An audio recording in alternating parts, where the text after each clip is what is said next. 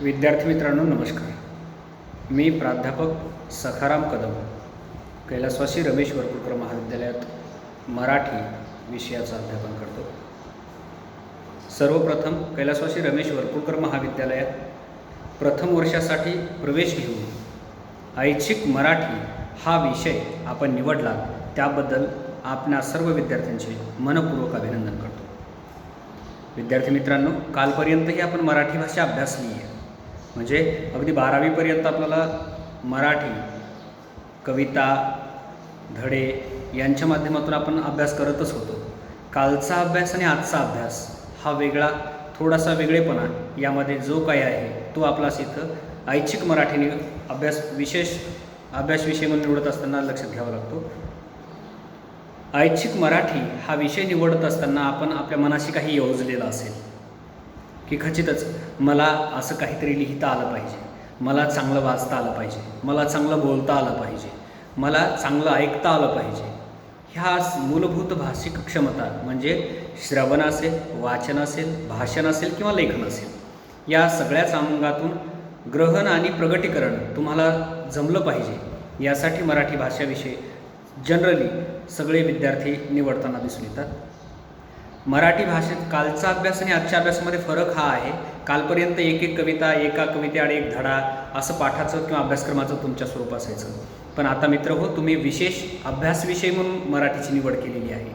यामध्ये एका मराठीच्या प्रकाराविषयीची सविस्तर माहिती, सविस्तर आकलन होणं तुम्हाला आवश्यक आहे.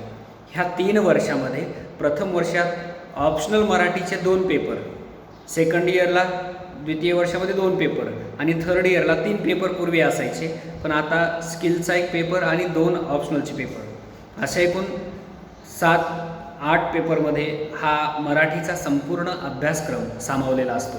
आणि एकदा का पदवी पूर्ण करणारा, ऐच्छिक अभ्यास विषय मराठी घेऊन पदवी पूर्ण करणाऱ्या विद्यार्थ्याकडं मराठी भाषेच्या प्रकाराविषयीचं, मराठी साहित्याविषयीचं, मराठीच्या इतर शाखोपशाखांविषयीचं सविस्तर आकलन तुमच्यापर्यंत पोहोचतं असं मानलं जातं.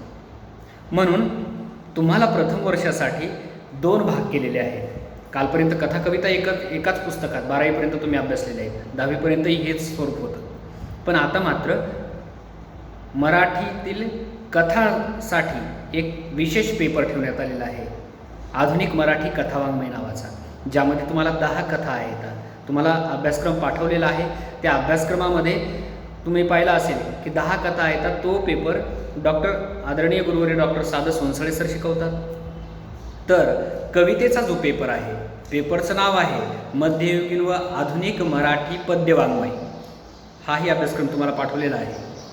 मध्ययुगीन व आधुनिक मराठी पद्यवाङ्मय पेपरचं नाव आणि ह्या पेपरसाठी संपादित किंवा तयार केलेलं जे पुस्तक आहे त्या पुस्तकाचं नाव आहे काव्यशिल्प, ज्याचं संपादन डॉक्टर मार्तंड कुलकर्णी, डॉक्टर बाबूराव खंदारे आणि डॉक्टर संतोष हंकारे यांनी केलेलं आहे. हे ते पुस्तक आहे. महाविद्यालयाच्या ग्रंथालयात ह्या पुस्तकाच्या प्रती उपलब्ध आहेत. आपण आल्यानंतर हे पुस्तक घेऊन अभ्यासालाही सुरुवात करणार आहोत. मित्रहो, मराठी भाषा ही खऱ्या अर्थानं 8व्या शतकामध्ये बोली रूपात, विवेक सिंधूच्या रूपानं, शब्द रूपात, म्हणजे शिलालेख, ताम्रपट अगोदर आले. श्रवणबेळगोळचा शिलालेख असं म्हणतो आपण की चामुंडराय करवी येले, गंगराजे सुत्ताले करवी येले, हे मराठी भाषेतले पहिले लिखित शिलालेखावरील शब्द आहेत. त्यानंतर मुनकेश्वरचा शिलालेख आहे. खूप सारे शिलालेख आणि प्राचीन मराठीच्या स्वरूपामध्ये आपल्याला हे सगळं पाहायचं आहे.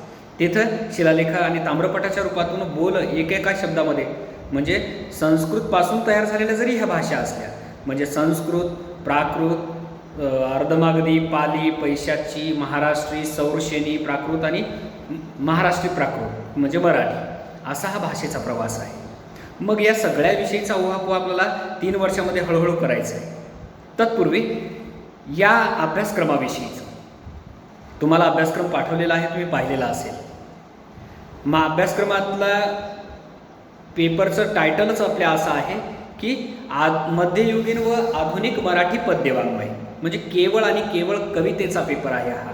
कथेचा पेपर जो एक सेपरेट पेपर आहे, स्वतंत्र पेपर आहे, तो अभ्यासक्रम डॉक्टर साधू सोनसळे सर आपल्याला शिकवतील. तर कवितेचा पेपर तो माझ्याकडं आहे आणि आपण या सत्रासाठी निवडलेल्या काव्यशिल्प ह्या पुस्तकातून या मध्ययुगीन व आधुनिक मराठी पद्यवाङ्मय ह्या पेपरचा आपण अभ्यास करणार आहोत. तुम्हाला अभ्यासक्रम पाठवला, त्यामध्ये पाहिल्यानंतर तुमच्या असं लक्षात येईल की या अभ्यासक्रमामध्ये महदंबेपासून सुरुवात करून पहिली कवयित्री महानुभाव पंथातली महदंबा, धवळे नावाचं गोविंद प्रभूच्या वर लग्नविषयक गीतलेखनाचा जो प्रयत्न होता धवळे रूपानं साकारलेला, त्या महदंबेपासून सुरुवात करत अगदी आधुनिक काळातील बहिणाबाईपर्यंत, बहिणाबाई चौधरी यांच्यापर्यंत येऊन हा काव्यप्रवास विराम घेतो. प्राचीन मराठी कवितेचेच खंड करत असताना आपला संत, पंत आणि तंत अशी विभागणी केलेली दिसून येते. संत साहित्यामध्ये संत ज्ञानेश्वरापासून ते शेवटचे संत निळोबारायापर्यंत सगळ्या संतांनी मराठी भाषेला संपन्न आणि समृद्ध केलेला आहे. ओवी, अभंग, भारूड, त्यानंतर पद, श्लोक, आरत्या यांच्या रूपातून मराठी भाषा हळूहळू बाळास करू लागली.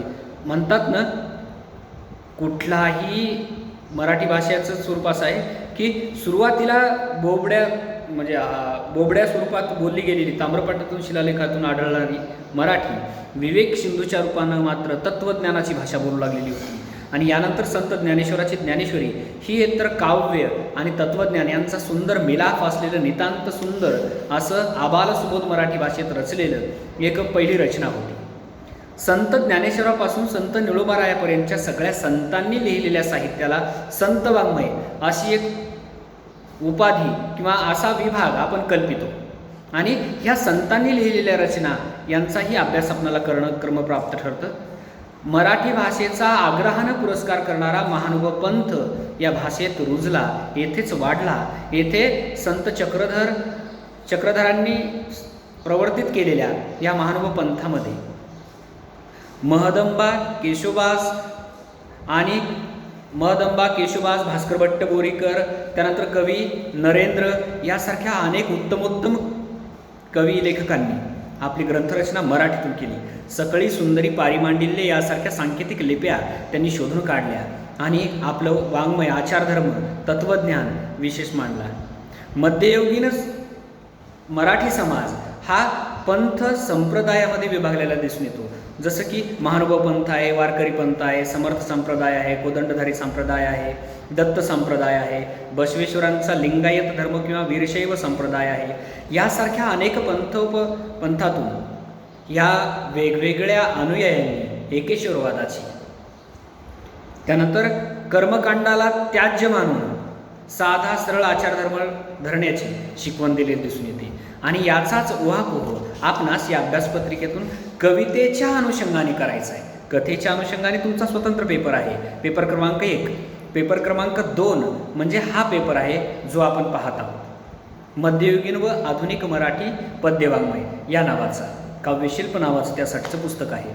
तुम्हाला पाठवलेल्या घटकामध्ये एकदा उजळणी करा. महदंबेचे धवळे ही पहिली पद्यरचना तुम्हाला अभ्यासासाठी आहे. त्यानंतर पाप्या नावडे संत संगती हा संत नामदेवांचा, ज्या संतानं खऱ्या अर्थानं भागवत धर्माची पताका महाराष्ट्रापासून पंजाबपर्यंत नेली, अटकेपारपर्यंत भागवत पंथाचा, वारकरी संप्रदायाचा प्रचार आणि प्रसार केला, त्या संत नामदेवांची पाप्या नावडे संत संगती ही आचरणशुद्धतेवर किंवा संगतीवर आधारलेली रचना आपल्याला अभ्यासायची आहे. त्यानंतर संत ज्ञानेश्वराची विरहिणी किंवा विराणी या प्रकारातली रचना घनोवाजे गुणगुणा ही कविता आपल्याला पाहायची आहे. 4थ्या नंबरला कविता आहे विठो माझा लेकुरवाळा, हा संत जनाबाईचा लढीवाळा अभंग. आपण अनेक वेळेला ही रेकॉर्ड ऐकलेली असेल, तोही अभ्यासायचा आहे आपल्याला संत वाङ्मयामध्ये. देवा नाही रूप देवा नाही नाम ही संत चोखामेळ्यांची रचना ही आपल्याला या सत्रासाठी अभ्यासायची आहे. एक संत एकनाथांचं एक भारुड आहे विंचू चावला, तेही ह्या सत्रामध्ये आपल्याला अभ्यासायचं आहे. त्यानंतर वीरशैव पंथातील संत एकनाथ, संत मन्मथ स्वामी यांचे 2 अभंग आपल्याला या सत्रात अभ्यासायचे आहेत. संत तुकारामांचे सामाजिक विषयावर आधारित 2 अभंग तेही या सत्रामध्ये अभ्यासायचे. यानंतर पंडिती वाङ्मयामध्ये वामन पंडितांचे धीग धीग धीग जिने तुझे रे ही कविता आपल्याला अभ्यासायची. होनाजी बाळाची अमर भूपाळी म्हणजे घनश्याम सुंदरा ही भूपाळी किंवा ही रचनाही आपल्याला ह्या सत्रामध्ये अभ्यासायची आहे. 11 क्रमांकामध्ये आहे सुंदरा मनामध्ये भरली ही रामजोशी यांची लावणी ती सुद्धा अभ्यासायची. शिवाजीचा पवाडा हे मराठी भाषेतला पहिला लिखित महात्मा ज्योतिराव फुले यांनी लिहिलेला पहिला पोवाडा आपल्याला अभ्यासक्रमासाठी ठेवलेला आहे, तोही आपल्याला अभ्यासायचा आहे. त्यानंतर आधुनिक कवितेकडे नंतर वळतो आपण. म्हणजे मित्रहो लक्षात ठेवा, अभंग, ओवी, भारूड, विरहिणी त्यानंतर वेगवेगळ्या पंथातल्या रचना म्हणजे वीरशैव पंथ येतो, महानुभाव पंथ येतो, वारकरी पंथ येतो, पंडिती कवी येतात, वामन पंडित असेल किंवा त्यानंतर शाहिरी वाङ्मयामधले 2 कवी घेतलेले आहेत, होनाजी बाळा आणि रामजोशी.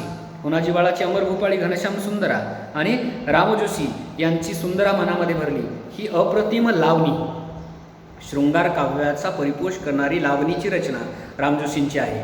त्याही लावणीचा आपल्याला अभ्यास करायचा आहे. यानंतर 1874च्या नंतर म्हणजे 1850 नंतर खऱ्या अर्थानं मराठीमध्ये आधुनिकतेचं वारा होऊ लागलं आणि केशवसुतांना आधुनिक मराठी कवितेचे जनक मानलं जातं. मग याच केशवसुतांची आम्ही कोण ही कविता म्हणजे कवी हा कोण असतो, तो असं कसं काय लिहू शकतो याच्या प्रश्नांची उत्तर आहेत. रचनेच्या आणि निर्मितीच्या पातळीवरचे अनेक प्रश्न आणि त्यांना दिलेलं आम्ही कोण ह्या प्रश्नवाचक चिन्हामध्ये सामावलेली ही कविता केशवसुतांची आपल्याला त्या कवीच्या रचना म्हणजे निर्मिती प्रेरणांविषयीची काही एक भाकितं सांगू लागते, तीही अभ्यासाची. त्यानंतर कवी भारा तांबे ग्वाल्हेर संस्थानचे राजकवी असलेले भास्कर रामचंद्र तांबे यांची एक सुंदर कविता आहे, डोळे हे जुलमीगडे. हे गीत आपण ऐकलेलं असेल, तीही कविता अभ्यासायची.